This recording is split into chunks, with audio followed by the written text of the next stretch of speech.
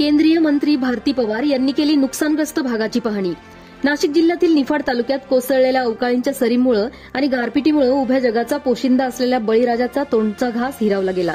वादळी पाऊस आणि गारपिटीनं तालुक्यातील शेतकऱ्याचं पार कंबरडं मोडलंय आणि त्यात पंचनामे करणारे अधिकारी व कर्मचारी अवकाळीने त्रस्त शेतकऱ्यांना त्रास देत असून त्याचा फाडा शेतकऱ्यांनी केंद्रीय मंत्री भारती पवार यांच्यासमोर वाचला। त्यावेळी नामदार पवार यांनी कर्मचारी, ग्रामसेवक, तलाठी व बीडीओ यांना चांगलेच धारेवर धरले व पंचनामा केलेल्या अहवालाची माहिती घेतली।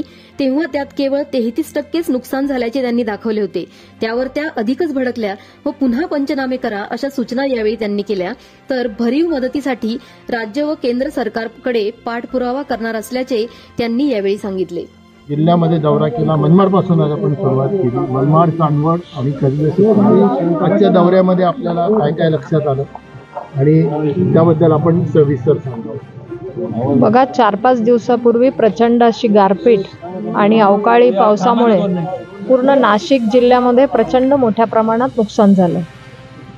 आज मी नांदगाव तालुक्यातील काही गावं, चांदवडमधली काही ठिकाणी आणि आता मी रात्री कसबे सुकेने तालुका निफाडमध्ये आहे। आपण बघता इथे द्राक्ष बागांचं पूर्णपणे नुकसान झालं। ज्या बागा तयार होत्या, पुढच्या महिन्यात त्यांना एक्सपोर्टला चांगली प्राईस मिळणार होती, पण आज त्या बागा गारपिटीमुळे प्रचंड तडाख्यामध्ये पूर्ण नुकसान झालेलं आहे।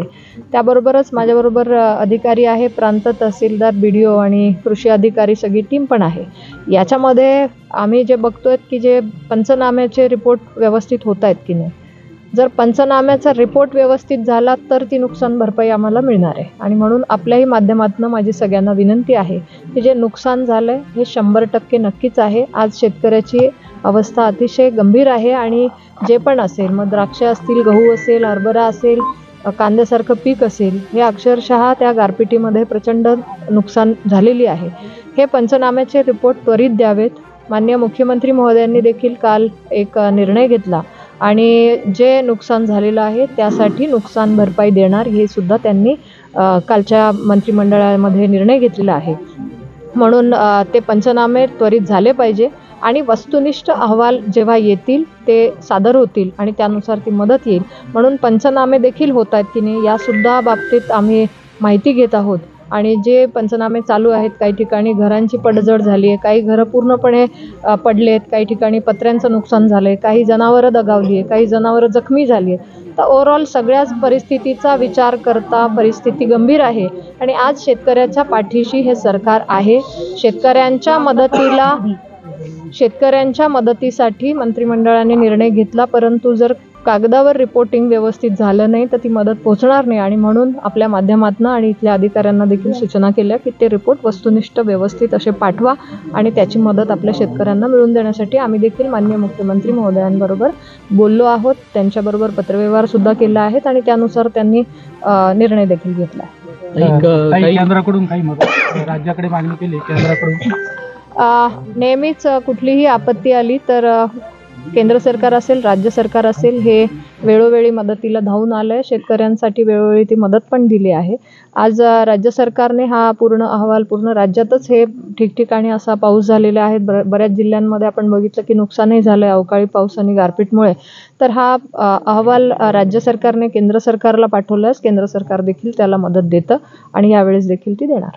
काही 100% नुकसान बऱ्याच शेतकऱ्यांची झालेली आहे, द्राक्षासाठी, कांदे असो, टमाटे असो, परंतु शेतकऱ्यांच्या सातबाऱ्यावरती जे कर्ज आहे, बँकेचं कर्ज, त्यांना त्याची चिंता आहे, मुलांच्या शिक्षणाची चिंता आहे। तर यावरती तुम्ही काय कराल किंवा बँकेकडे काही उपाययोजना आहे का की जे शेतकऱ्यांचं आता 100% उत्पन्न थांबलेले त्याच्यासाठी त्या शेतकऱ्यांना काही विशेष मदत मिळेल का? नाही, आपण म्हणालात तसं, जसं दुष्काळग्रस्ताची आपली मागची एक मागणी होती की इथे पाऊस कमी झाला होता यावर्षी आणि त्यामुळे हा भागच आमचा दुष्काळग्रस्त म्हणून जाहीर करावा असं मागणी मी पण केली होती।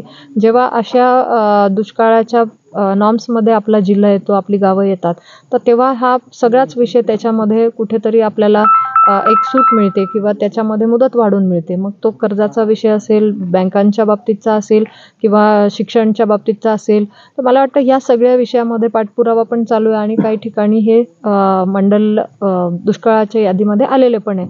परंतु जसं आज शेतकऱ्यांच्या पाठीशी राहणं आणि त्या माध्यमातून मदत करणं ही सरकारची पहिली प्राथमिकता आहे आणि त्यासाठीच आज जे नुकसानी होत आहेत त्याचा वस्तुनिष्ठ अहवाल गेल्यानंतरच या बाबतीत सुद्धा सरकार मदत नक्कीच करेल. धन्यवाद.